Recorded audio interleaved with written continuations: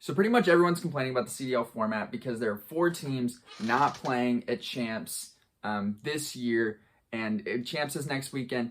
And I guess it kind of has people bitter because last year all the teams played at Champs. Here is how I think the league can fix that and sort of not lose disinterest. I am gonna show a clip, and in the clip, Scump and Envoy are talking on the Optic podcast. And basically, they talk about how, if we're going to play league matches all year, you should only have 8 teams make it, so that way the league matches mean something. And if we're going to have like a format where we have league matches the whole year, then there only needs to be top 8 teams at Champs, because then like it gives people incentive to try. Otherwise, I just lose every league match, and all right, I'm starting winners. But also, it's just a whole structural mishap from the CDL. Like, at this point in the year, the bottom 4 teams can't make it. And then Scump also talks about sort of like there's no drama at the end because 4 teams are already out. All they can do is sort of ruin your chances to win the major. And I mean, they could win, but likelihood of that not very. So here's sort of the solution to give everyone a chance throughout the whole year and sort of make the majors mean something and sort of keep the drama alive.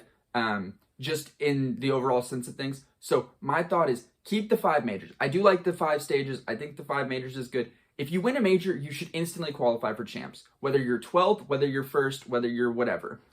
If you win, you're instantly qualified. It gives you sort of like winning this major early in the year or late in the year is big because you don't know how your team's going to go throughout the year. You may have rough patches. There's been plenty of teams who have kind of like faltered throughout the year. A lot of roster changes happen. And teams get better, teams get worse. So if you win a major, you're instantly qualified. Granted, at the very least, you're the 8th seed in my mind. We still keep the league matches the league matches and the points will still determine the seeding. So it's not like by winning a major, you're instantly the 5th seed at worst. No, because, teams like maybe Dallas, who hasn't won, but they've constantly finished in that like upper top 6 or so, I would say. They still, are locked into a higher seed because they've done something. And it'd be kind of lame if they didn't make Champs because they never won a major when they finished 2nd twice, 3rd a couple times. Like, they finished really good. And it would be very unfortunate if they didn't make it. 7th and 8th have definitely been average at best throughout the year. Thieves and, I think it's not Subliners. I can't remember who else it was. Thieves and Mutineers. So it's like, I'm not going to feel bad in one way if the 7th or 8th teams who have just been average enough to make it get cut at the end of the year because someone else won a major.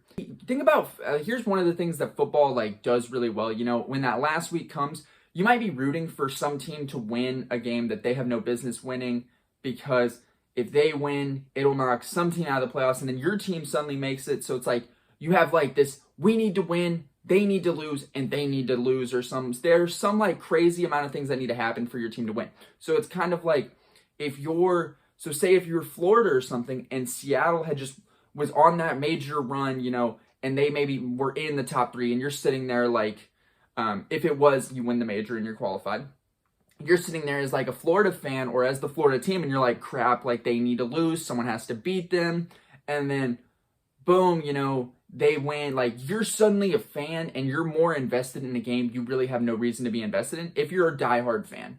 It makes diehard fans of other teams and more invested in other games. So it sort of keeps that drama alive.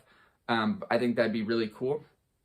But that's just my thought. I think that would make the majors mean something. I think 5 majors is perfect. I mean, some people might be like, well, you should do 8 because there's 8 spots. But yeah, you kind of want to leave. I feel like leaving the 3 open to where teams who are averaging really well and placing really well still make it. Because say 5 different teams win a major, all 5 of those teams are in it. But the other 3 that make it, are obviously well enough to make it because they've probably been finishing in the top.